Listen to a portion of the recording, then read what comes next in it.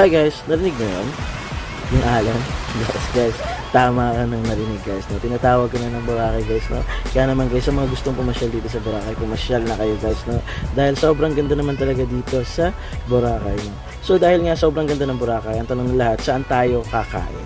Yes guys, no, dahil gusto nyo kumain ng masarap pagkatapos maligo, syempre hindi papahuli guys yung inasal chicken. Dito lang yan guys matatagpuan sa Idalicious. Nakita nyo naman guys, napakaganda ng lugar nila, no.